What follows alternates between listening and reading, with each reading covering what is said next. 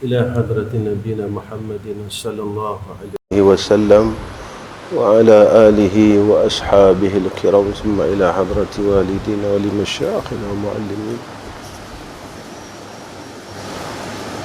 وخصوصا إلى مصنف هذا الكتاب، وخصوصا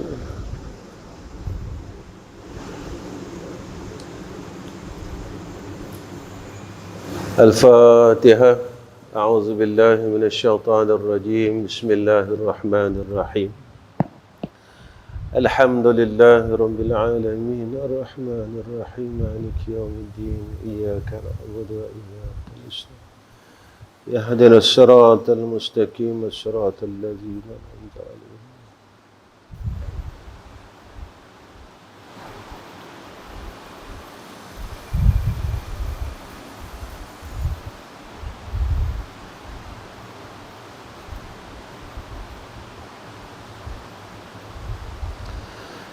السلام عليكم ورحمة الله وبركاته. الحمد لله رب العالمين والعاقبة للمتقين والهادي إلى صراط مستقيم.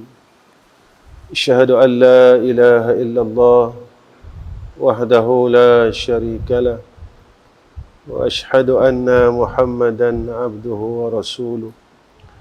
اللهم صل على سيدنا محمد وعلى آله وصحبه وسلم. أما بعد، رب اشرح لنا صدورنا ويسر أمورنا واحلل عقدة من لساننا يفقهوا قولنا. Pertama sekali kita panjatkan pujian syukur ke hadrah Allah Subhanahu wa taala. Dengan hidayah dan taufik Allah, serta Allah masih lagi memberikan kita peluang untuk mengenal Allah. Allah masih lagi memberikan kita peluang untuk bertakarub kepada Allah. Kerana peluang-peluang ini adalah anugerah daripada Allah, pilihan daripada Allah Subhanahu wa ta'ala.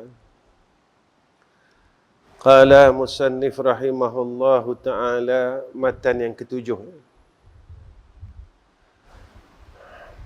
La yushakkikannaka fil wa'di adamu wuku'il maw'ud wa in ta'ayyana zamanuhu. Maksudnya, janganlah meragukanmu pada janji Allah itu. Bila tiada berlaku apa yang dijanjikan, meskipun tertentu masanya. Yakni, siapa yang dijanjikan oleh Tuhannya dengan sesuatu, walaupun ditentukan masanya, kemudian janji yang demikian itu tiada berlaku, maka janganlah demikian itu meragukannya di dalam mempercayai janji Allah. Kalau kita lihat pada matan sebelumnya, berkenaan dengan doa, Allah Subhanahu wa ta'ala menyatakan dalam Al-Quran, siapa yang menyeru Allah, meminta kepada Allah, nescaya Allah mustajabkan. Pada ketika janji mustajabah, istijabah daripada Allah ini tidak berlaku, tidak berlaku, pada ketika itu jangan sekali-kali kita meragukan janji Allah, kerana ia pasti akan berlaku. Ia pasti akan berlaku. Kerana Allah Subhanahu wa ta'ala sekali-kali tidak akan memungkiri janjinya. Cuma kita sebagai hamba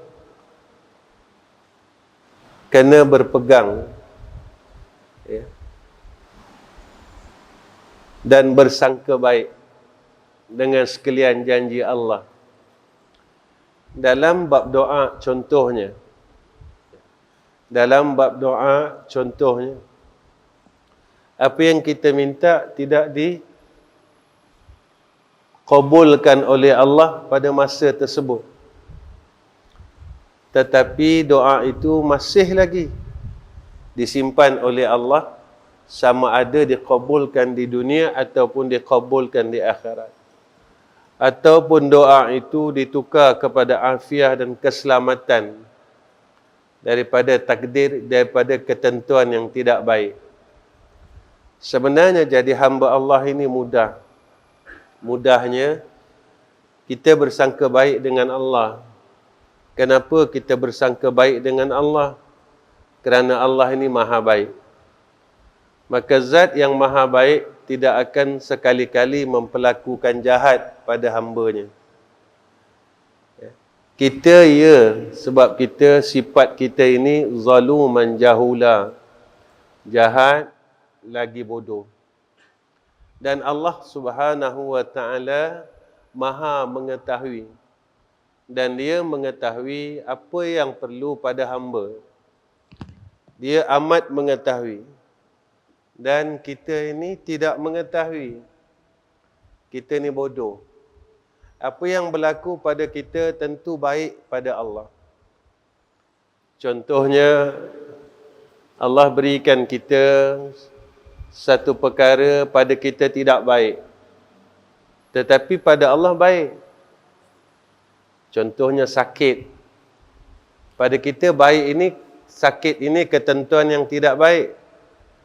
Tetapi pada Allah adalah sebab kasih dan sayang.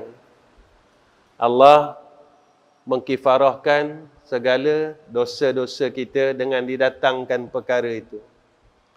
Kita selalu tanya, apa salah aku? Apa salah aku? Apa salah aku? Fitrah manusia, dia selalu lupa kesalahannya. Tetapi Allah Ta'ala tidak akan sekali-kali melupakan kesalahan kita.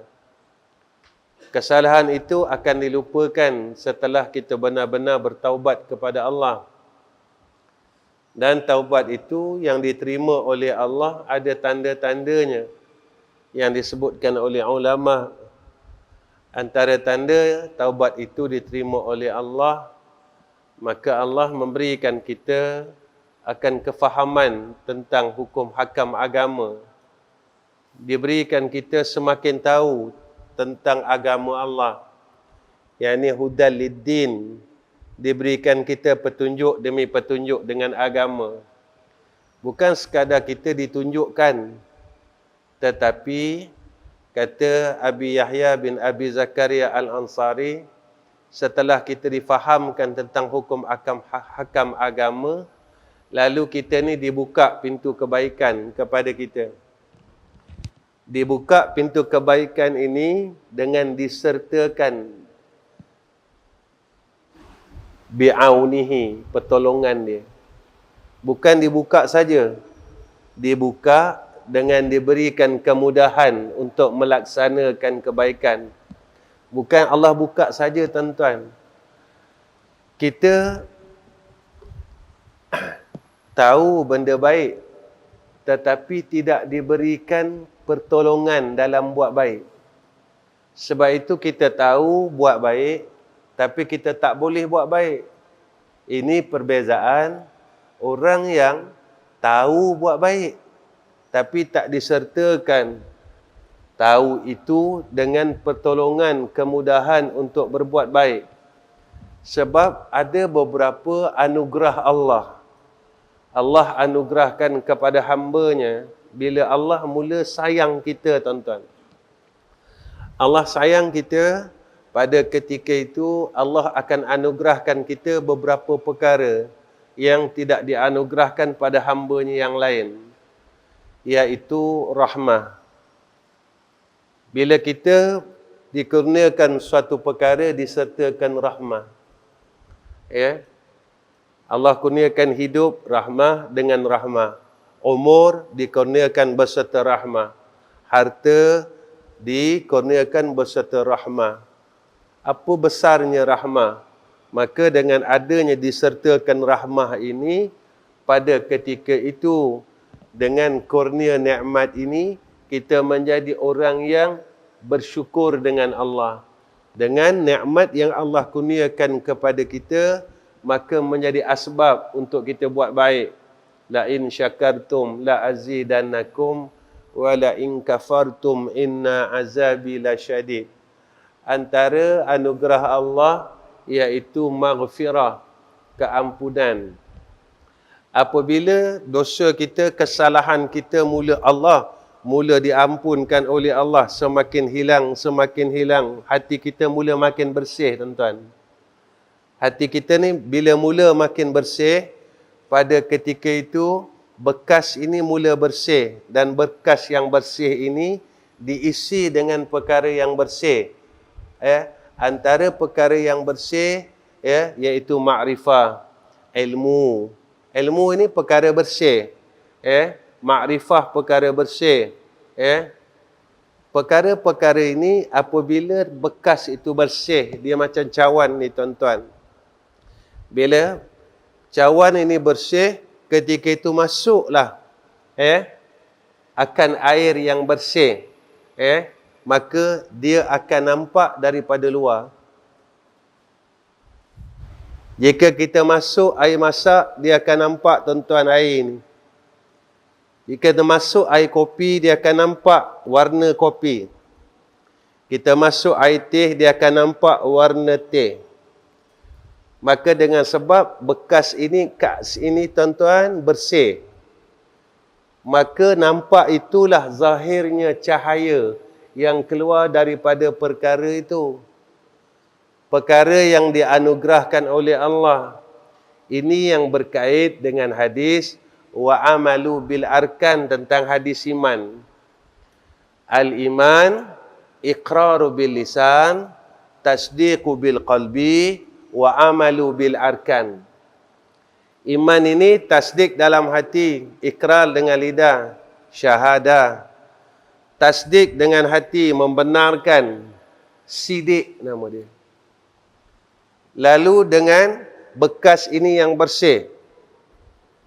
Bekas yang bersih ini terzahir, nampak, terserlah, keluar cahayanya. Maka dengan terkeluar cahaya inilah, maka terjadinya wa amalu bil arkan. Daripada hati yang bersih, keluar pancaran-pancaran yang bersih. Tangan yang bersih, kaki yang bersih, lisan yang bersih, pandangan yang bersih, pendengaran yang bersih, berasal daripada hati yang bersih, bekas yang bersih. Lalu dia keluar, terpancar akan pancaran-pancaran yang bersih. Bila hati kita mula dibersihkan oleh Allah, anugerah yang Allah bagi kepada hamba-Nya antara yang disebutkan taufik dan hidayah. Sebab itu orang yang mula apabila dosanya bersih, dibuka segala pintu-pintu kebaikan ini beserta hidayah taufik. Hidayah taufik ini, tuan-tuan, bukan sekadar berbuat baik, tetapi dia boleh melihat akan segala tipu daya di sekelilingnya. Ini hidayah dan taufik, bukannya kebaikan sahaja. Sebab itu orang yang beroleh hidayah dan taufik ini, dia termasuk dalam golongan orang ini dinamakan mahfuzun. Mahfuzun apa, tuan-tuan? Iaitu orang yang dipelihara oleh Allah. Mahfuz. Allah jaga kita. Diberikan kebaikan, lalu dijaga perkara kebaikan ini daripada rosak. Allah bagi kita ibadah, takarub. Dia bagi kita zikir, langsung dipelihara daripada perkara yang merosakkan zikir. Diberi kepada kita kebaikan ilmu, langsung dipelihara kita daripada kerosakan ilmu.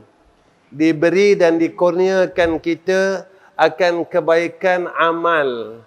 Langsung dipelihara kita daripada kerosakan amal.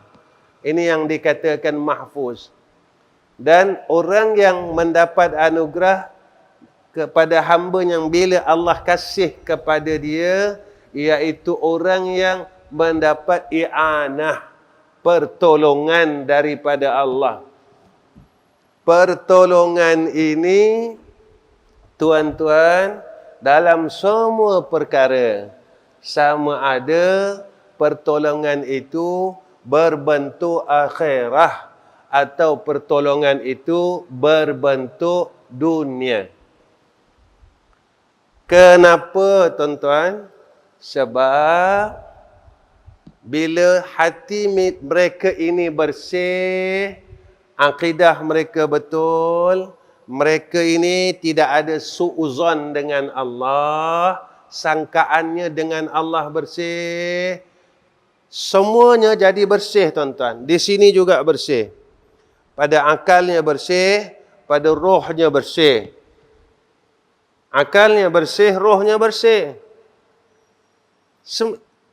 Kadang-kala permulaan akal kita mula tidak bersih. Lalu kita mempertikaikan akan Allah Subhanahu wa ta'ala.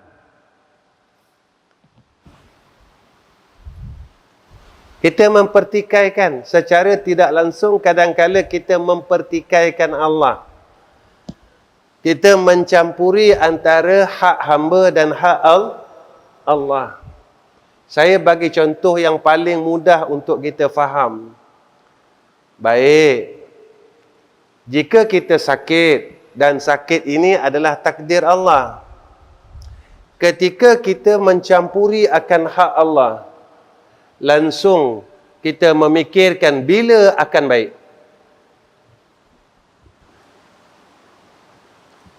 Bila akan baik ini bukan hak hamba tetapi hak Allah. Kerana yang bersifat menyembuh dan mengangkat bala ini Allah. Hak hamba apa, tuan-tuan? Ketika datang sakit itu, hak bagi hamba itu ikhtiari, iaitu memakan ubat. Ketika datang bala itu, hak hamba, maksudnya apa yang hamba perlu buat? Kita kena jauh daripada bala dan bermunajat supaya diangkat bala. Bukan kita terus bertanya, bila nak baik, bila nak selesai. Sebab selesai itu bukan kerja kita, selesai itu kerja Allah. Seumpama belajar kerja hamba, memberi faham kerja Allah. Sebab itu seorang guru dia tidak memikirkan bagaimana memberi faham, kerana kerjanya menyampaikan ilmu. Yang memberi faham adalah Allah. Tetapi dalam perkara menyampaikan dan memberi faham, ada kerja hamba di tengah. Apa dia, tuan-tuan? Mendoakan bagi muridnya supaya dikurniakan faham. Ini antara kerja hamba pada ketika itu. Sebab ini sifat kehambaan. Sifat kehambaan. Ketika kita mula mencampuri urusan Allah, hak Allah, maka seorang guru, dia berkehendak mesti faham.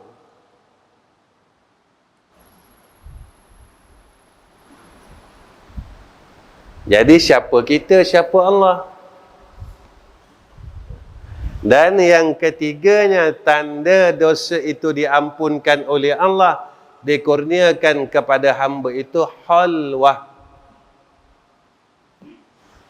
kemanisan, keseronokan, kelazatan.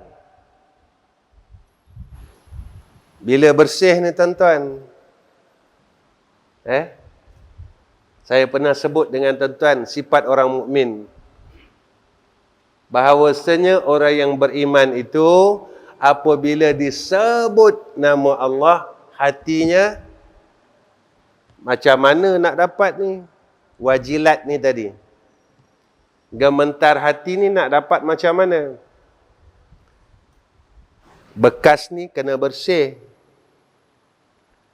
Bila tak bersih, dia tak cepat rasa. Saya bagi contoh dengan tuan-tuan supaya kita mudah faham. Baju warna putih ketika datang kotor, cepat rasa. Baju warna hitam datang kotor, kita tak rasa. Kecuali terlalu banyak kotor pada baju yang berwarna hitam, baru dia sedar. Kerana terlalu banyak. Tetapi baju yang berwarna putih, ketika datang setitik hitam, dia dah rasa kotor. Jaga-jaga dengan bekas yang telah berwarna hitam. Bekas yang telah berwarna hitam, dia datang ke kotoran yang baru, dia tidak akan rasa. Lalu dibiarkan dan dibiarkan. Ni jagalah.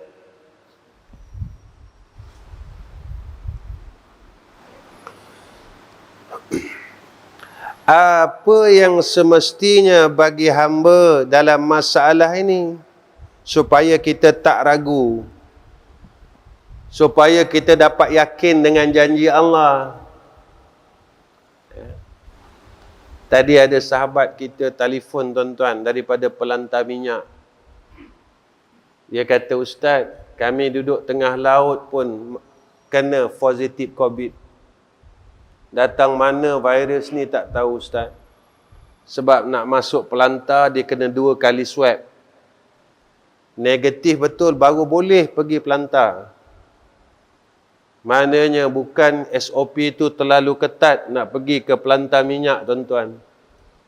Dalam semua orang negatif, tiba-tiba ada yang positif, tuan-tuan. Inilah kebesaran Allah. Swab 2 kali negatif. Semua orang pergi ni dengan SOP yang ketat. Tengah laut. Ni tengah laut ni, tuan-tuan. Apa kita nak belajar ilmu dia, tuan-tuan?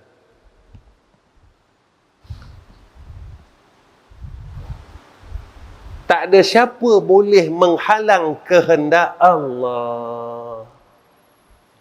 Innama amruhu idza arada syai'an ay yaqula lahu kun fayakun.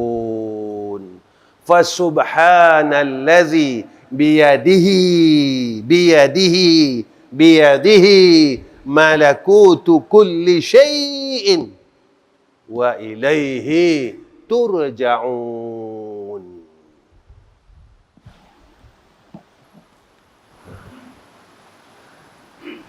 Kerja hamba dah buat. Pada ketika itu, apa yang hamba ni perlu buat? Mengenali qada dan qadar Allah. Kita kena kenal. Nak kenal, kena tahu. Kalau tak tahu, tak boleh kenal. Kalau tak tahu, tahu ni ilmu. Tuan-tuan, tuan-tuan ini suka dengan cincin. Tuan-tuan perlu tahu tak ilmu cincin? Bila tuan-tuan tahu ilmu cincin, ketika itu tuan-tuan tahu yang ni batu ini betul batu atau kaca. Tuan-tuan tengok saja, tuan-tuan kenal. Yang ni betul batu. Yang ni kaca. Yang ni batu buatan. Ini makna dia kenal. Ini kenal. Ketika kenal ini tuan-tuan, maka pada waktu itu terjadilah antara hubungan dengan hamba ni tadi redha dengan qada dan qadar Allah, dan selamat daripada segala tipu daya. Bila kita mengenal akan takdir, ketika itu selamat kita daripada tipu daya. Siapa yang tipu kita, tuan-tuan? Syaitan. Yang jadikan kita tak redha dengan takdir. Itulah kenapa engkau buat macam ni. Kalau engkau tak buat, selamat. Syaitan kata kan? Nampak tak? Kalau kita kena tahu ilmu batu cincin, lalu kita kenal. Bila kita kenal, kita selamat daripada tipu daya si penjual batu cincin yang palsu.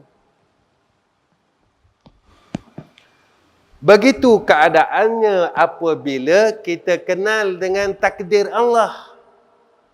Maka datang kepada kita redha dengan takdir Allah dan selamat daripada tipu daya yang merosakkan pegangan hamba kepada Allah dengan takdir.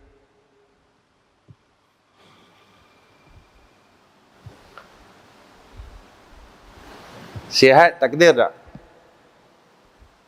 Kenapa sakit tak boleh terima takdir?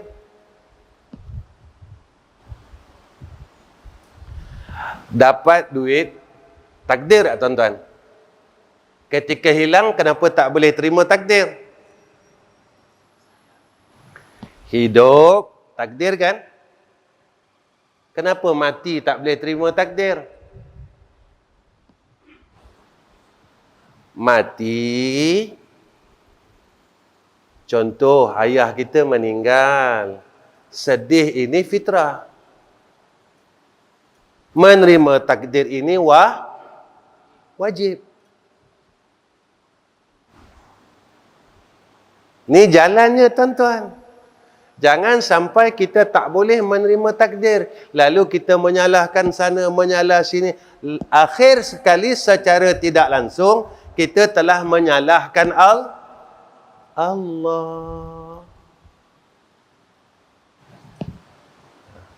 Baik. Tuan-tuan datang ni sebahagiannya ada naik motor. Tuan-tuan dah kunci motor kan? Handle dah kunci kan? Ada sebahagiannya dia beli motor baru. Dia langsung pasang mangga. Tuan-tuan keluar, motor tuan-tuan hilang. Tuan-tuan nak salahkan pembuat motor ni tak bagus ke? Tuan-tuan nak salahkan pencuri ke? Tuan-tuan nak salahkan mangga ke? Tuan-tuan nak salahkan siapa?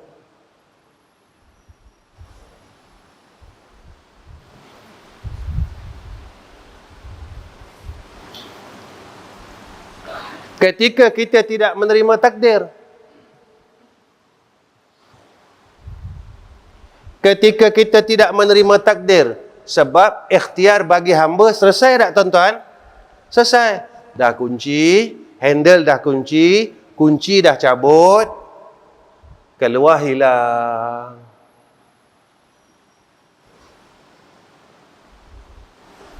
Jadi nak salahkan siapa tu? Nak salah yang buat motor? Nak salah pencuri motor. Akhirnya kita tunjuk saja, kita tunjuk sini, langsung secara tidak sedar kita akan menolak takdir Allah. Takdir ini duduk rukun iman yang keberapa, tuan-tuan? Yang keenam, beriman dengan qada dan qadar Allah. Ketika kita tidak menerima takdir, batal tak, tuan-tuan?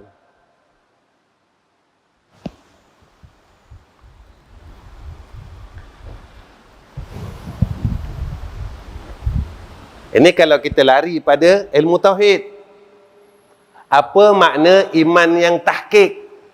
Iman yang tahqiq ini, iman dia jazam. Apa makna dia iman yang tahqiq? Jazam. Jazam ni apa dia? Keluar dia 4 perkara. Pertama, jahil. Sama ada jahil itu basit atau murakkab. Saya tak kupas ini benda ni. Kedua, kena hilangkan syak. Ketiga, kena hilangkan zan. Keempat, kena hilangkan waham. Baru tahqiq. Tahqiq ini barulah iman ini benar. Jika tidak, batal. Apa yang semesti bagi hamba? Beradab serta Tuhannya. Macam mana nak beradab dengan Allah? Bersangka baik. Sangka baik. Kalau sangka baik, selesai tak, tuan-tuan? Selesai. Selesai lah. Sangka baik. Bukan sekadar ilmu, kena belajar ilmu. Bukan sekadar ilmu, kena amal ilmu.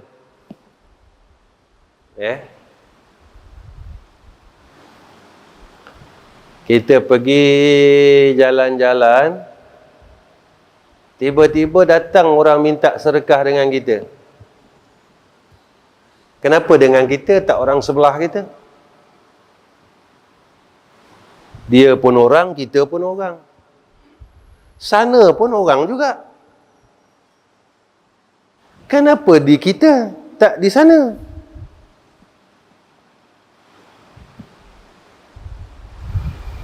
Satu, ada hak orang lain atas kita yang kita dulu ataupun kita belum selesaikan.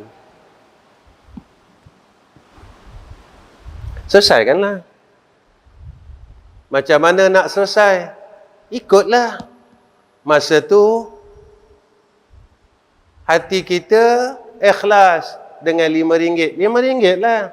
Hati kita ikhlas dengan RM1 lah. Hati kita ikhlas dengan 10 lah. Hati kita ikhlas dengan 50 lah.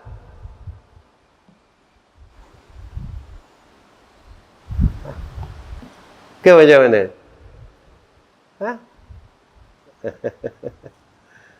Kedua, kenapa dia datang? Ketika datang ujian nikmat ini atas kita, boleh tak kita lepaskan? Sebab Nabi kata cinta dunia itu kepala segala kejahatan.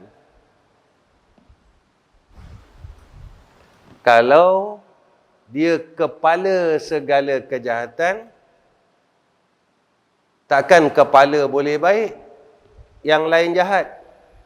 Tentu kalau yang bawahnya jahat, kepala pun jahat. Ketika itu, boleh tak kita menjadi orang yang lain syakartum la azidannakum wa la in kafartum inna azabi lasyadid. Datang ujian daripada Allah.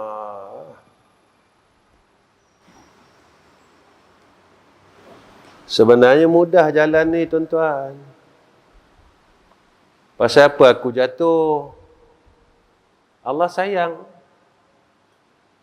Dia bagi kita nikmat sakit sikit. Maka dengan rasa sakit itulah yang menjadikan terhapusnya kalau kita rasa kita tak ada dosa, lagi hebat.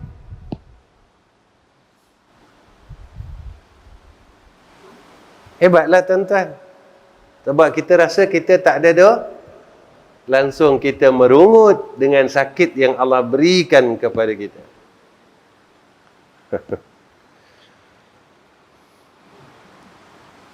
Apa mesti hamba buat tentang janji Allah ini?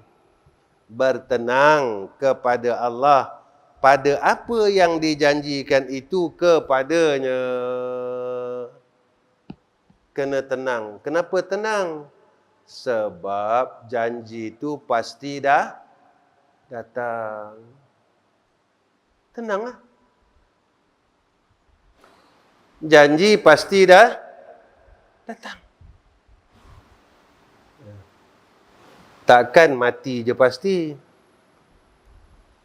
Makan tak pasti. Makan tak pastilah Ustaz, tapi mati pasti. Macam mana tu?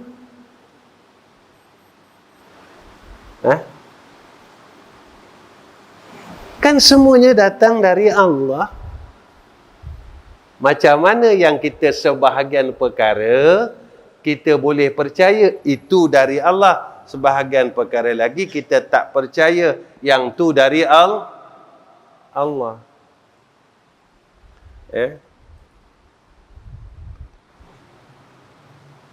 Kemudian ia tetap kepadanya, tidak ragu pada demikian itu.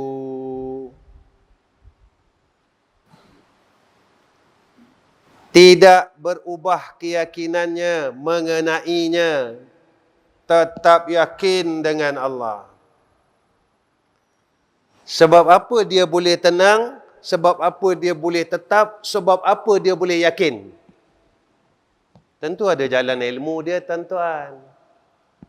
Baik. Allah ni maha kaya tak, tuan-tuan? Kita bincang sikit. Allah ni maha kaya tak? Maha kaya? Takkan si kaya ni tak boleh menunaikan permintaan kita yang sedikit.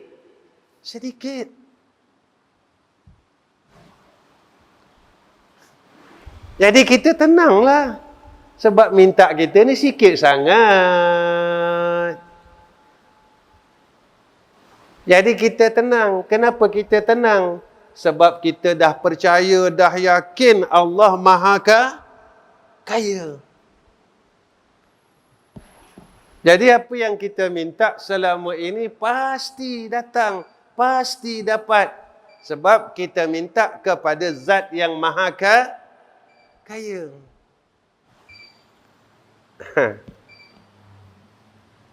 Kadang-kadang lambatlah Ustaz. Baik. Tuan-tuan, atap rumah kita, atap rumah, kat sini panggil apa ni? Salu air tu. Salu air daripada atap tu. Sini panggil salu ke? Salu, baik. Mula-mula pasang, tuan-tuan, air yang keluar dari salu ni laju ke sikit, tuan-tuan? Banyak ke sikit? Mana lagi? Kita buat rumah baru. Contoh. Jadi selesai pasang atap, pasang salu air. Dah? Elok hari ni pasang, esok hujan. Jadi air yang turun daripada salu air ni, laju ke, banyak ke, sikit? Banyak. Nak cakap Terengganu juga, susah saya. Banyaklah. Tunggu 6 bulan. Tunggu setahun. Lalu Zaki pun dia tengok paip air yang keluar dari yang bersambung daripada salur. Keluar sikit je air.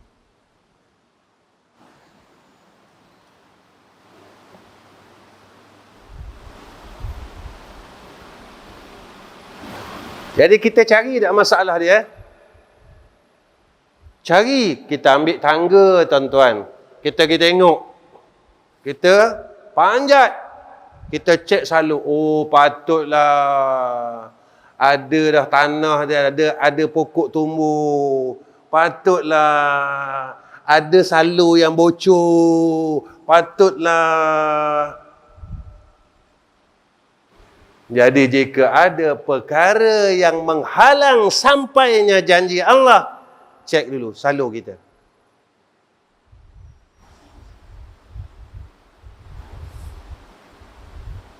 Jangan marah ke hujan. Cek salur ni ada bocor tak? Di mana bocornya?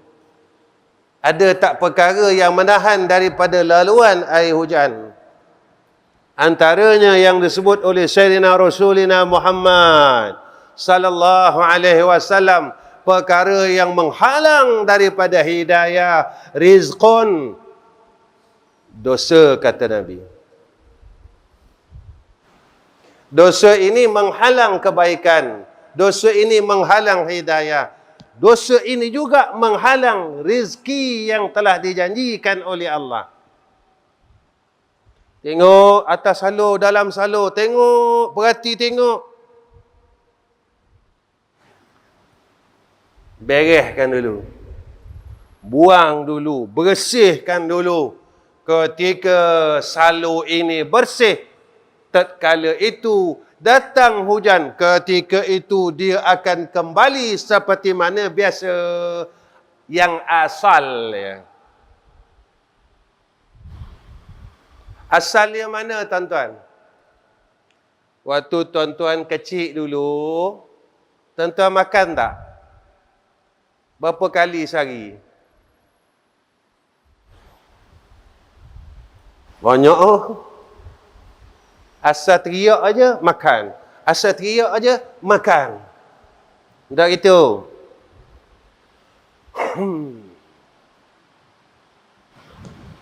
Tuan-tuan boleh duit mana tuan-tuan beli baju mahal-mahal ni?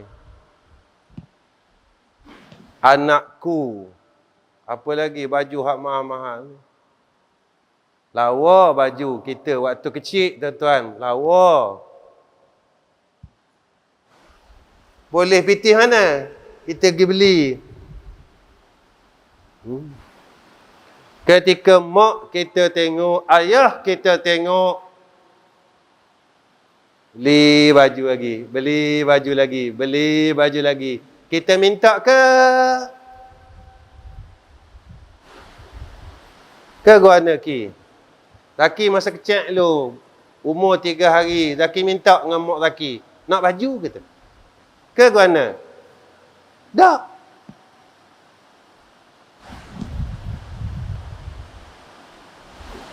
Ketika salur ini mula bersih, dia akan berjalan mengikut takdir Allahu.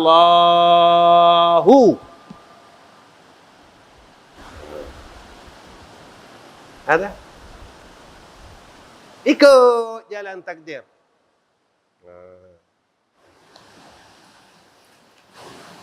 Sesiapa yang bersifat begini,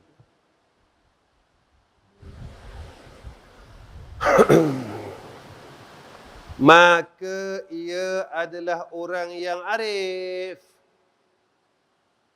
Orang yang ada sifat ni, dialah orang yang mengenal Allah.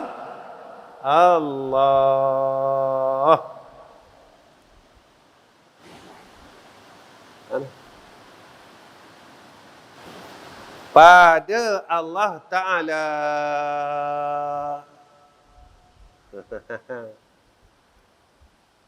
Ada? Tuan-tuan jangan risau dengar bunyi hujan, guana nak balik, doa lah. Ada mulut, ada tangan, gunalah pakai. Allah, hujan pula. Doa lah, ya Allah, saya mari naik motor. Nak balik ni, ya Allah, berhentikan sekejap. Kalau nak hujan juga, sampai saya di rumah, hujanlah pula. Tak apa lah. Apa guna ni tuan-tuan? Ni. Nak protes saja. Hujan pula. Hujan marah. Panas marah. Susahlah Allah Ta'ala. Hujan masalah. Panas masalah. Jadi kita nak ikut takdir Allah, Allah nak ikut kita, tuan-tuan.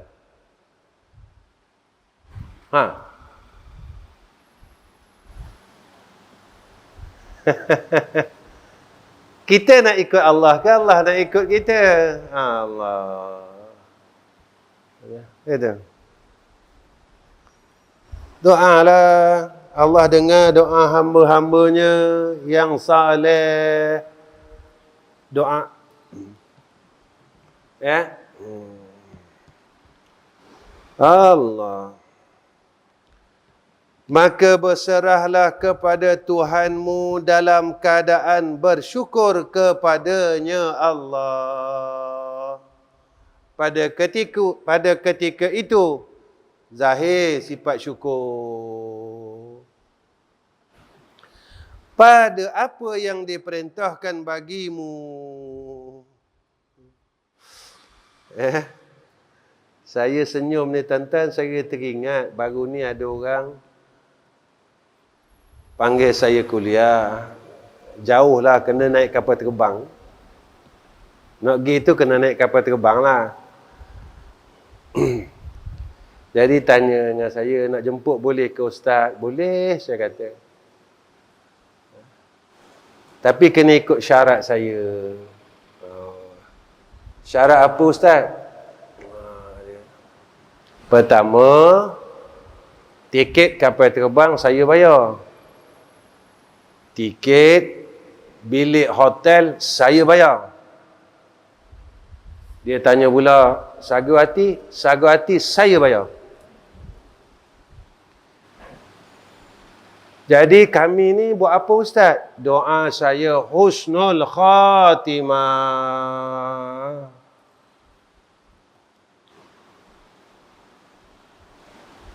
Tuan-tuan, ada duit su'ul khatimah nak?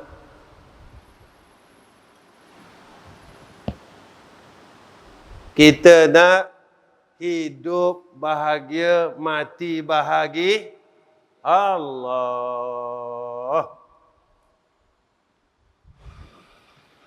Lalu dia khabar dengan saya, Ustaz, nanti kami bincang dulu.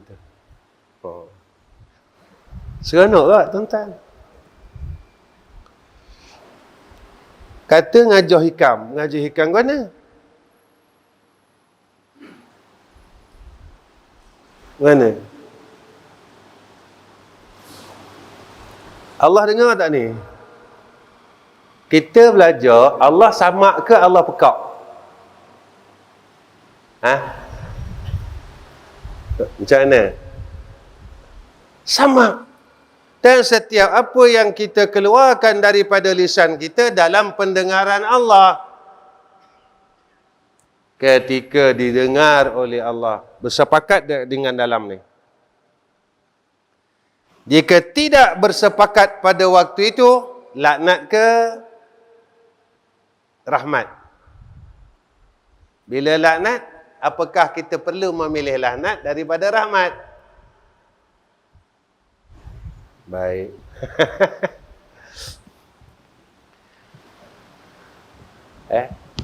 Kita pilihlah, kita nak laknat atau nak rahmat. Mudah ya. Bila dapat rahmat, ada pertolongan tak?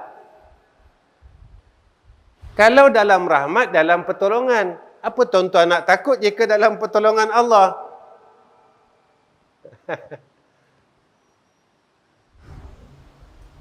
Budak kecil boleh makan?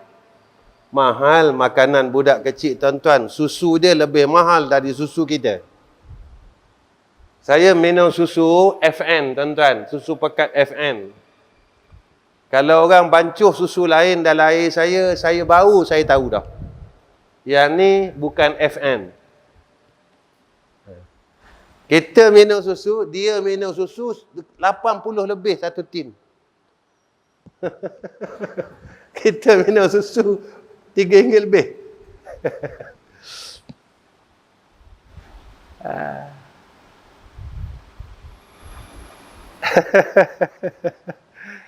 Bila kita tengok sedemikian hebatnya janji Allah, tak ada apa.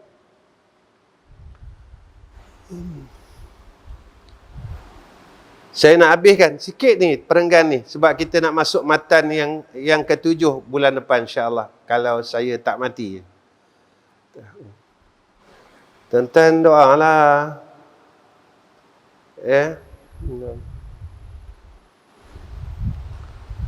Bersyukur kepadanya pada apa yang diperintahkan bagimu tentang kurniaan dan tegahan. Perintah suruh dan perintah tinggal.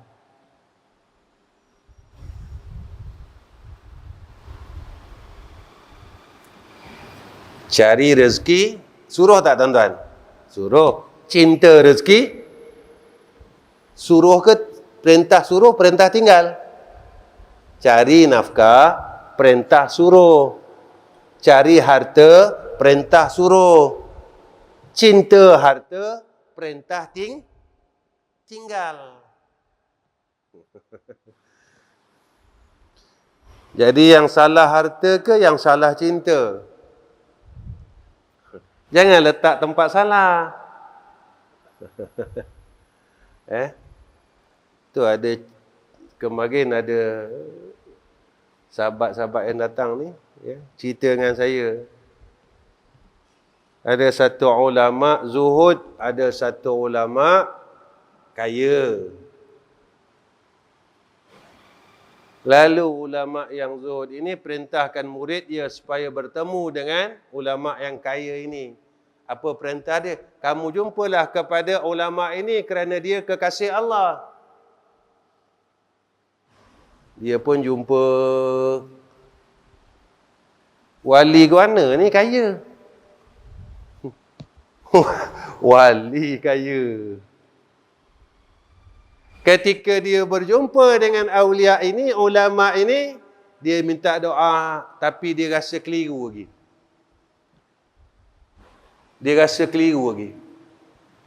Dia pun balik jumpa guru ni yang zuhud. Lalu dia bertanya, Tuan, kenapa Tuan suruh saya minta doa kepada dia yang kaya itu? Walhal melihat maqam Tuan lebih tinggi daripada dia. Kata dia apa? Dia tu kaya, hatinya kosong. Aku zuhud, tapi aku masih ada keinginan.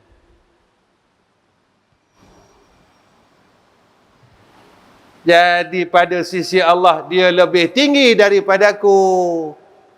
Dia kaya, tapi kosong.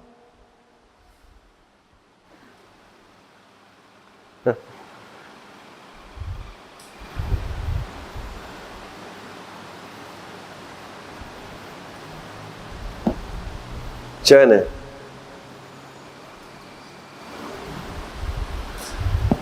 RM10. Saya bagi contoh ni, yang kosong ni, saya bagi contoh kosong.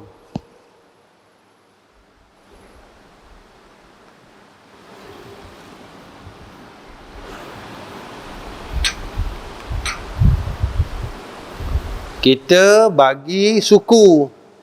Kurang tak? Kurang.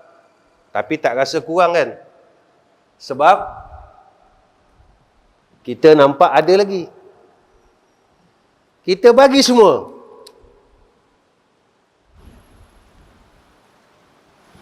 Kita rasa apa? Kosong kan? Tuan-tuan, kita yang segi akalnya, manusia ni, Tuan-tuan nak pegang tak botol kosong? Tuan-tuan akan ambil botol baru. Mana ada orang pegang botol kosong? Kenapa saya cakap tuan-tuan akan cari benda baru? Sebab Allah janji macam tu. Bila kau kosongkan kata Allah, bukan satu saja aku bagi, 10 aku ganti. Bukan 10 aku ganti, 700 aku bagi balik. Bukan 700 aku bagi balik. Kalau kau ikhlas, hati kau pun kosong. Ikhlasun billah.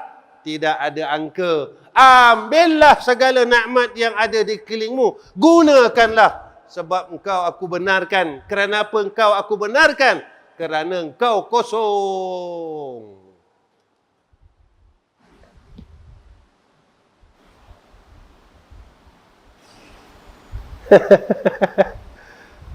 Nak berhenti dah lah ni. Saya dah menjerit sikit, kena berhenti. Jarang saya menjerit sikit ni.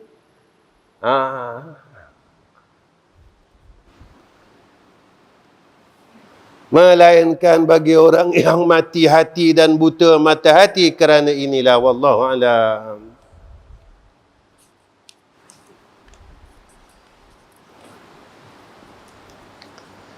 Macam mana boleh dapat balik?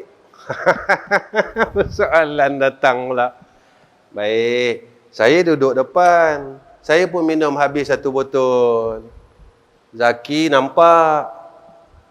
Ketika saya nak minum air lagi, ke Zaki duduk saja, ke Zaki ambil hak belakang tu? Kan lagi?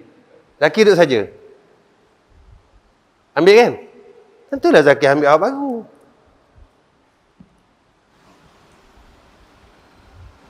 Saya minum habis dah. Ketika saya haus lagi, saya memerlukan air. Zaki tengok. Buat apa ustaz kat ni? Dia ambil satu lagi. Ambil pula hak baru, minum lagi. Dah cukup ustaz ni. Gegang-gegang, bagi satu paket Hafsah sekali. Itu kalau orang. Kalau orang ni mari hak marah dia, minum habis ustaz. Begitulah ketika Allah ini maha mengetahui akan detik hati hamba-Nya. Ketika terdetik hati hamba-Nya, ketika itu adalah ada dalam pengetahuan Allah. Mudah tak dengan Allah? Mudah tuan-tuan. Saya kalau nak air, kalau Zaki tak nampak, tak boleh. Saya kena bagi syarat. Maka dengan Allah tidak perlu isyarat.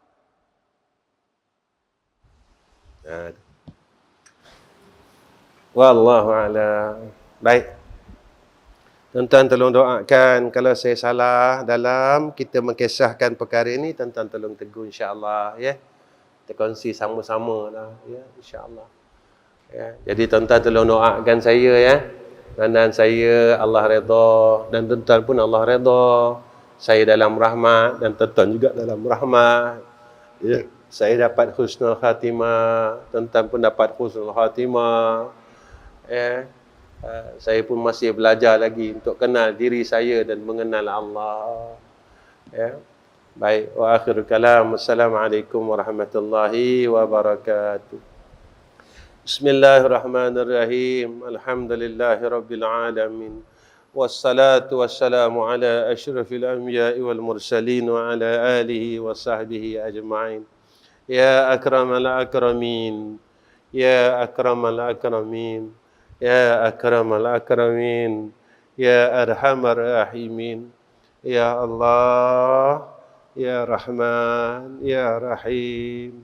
Bersihkanlah hati-hati kami ya Allah, segala kekotoran-kekotoran, kegelapan, zulmat Allah, zulmat hati-hati kami ya Allah. Kau gantikan dan kau bersihkan, serta kau isikanlah dengan cahaya-Mu ya Arhamar Rahimin. Ya Allah, kuatkan keyakinan kami ke hadrah-Mu ya Arhamar Rahimin. Ya Allah, tambahkan yakin kami ke hadrah-Mu ya Arhamar Rahimin. Ya Allah, kurniakan atas kami rahmat-Mu atas segala kehidupan kami, amalan kami, rizki kami, keluarga kami ya Zal Jalali wal Ikram. Ya Allah, redakanlah atas kami dalam segala amalan kami ya Allah. Ya Allah, kurniakan hidayah dan taufik-Mu atas kami ya Allah. Ya Allah, kurniakan atas kami husnul khatimah, husnul khatimah, husnul khatimah ya Zal Jalali wal Ikram. يا ذا الجلال والإكرام يا ذا الجلال والإكرام يا أرحم الراحمين. وصلى الله على سيدنا محمد وعلى آله وصحبه بارك وسلم والحمد لله رب العالمين.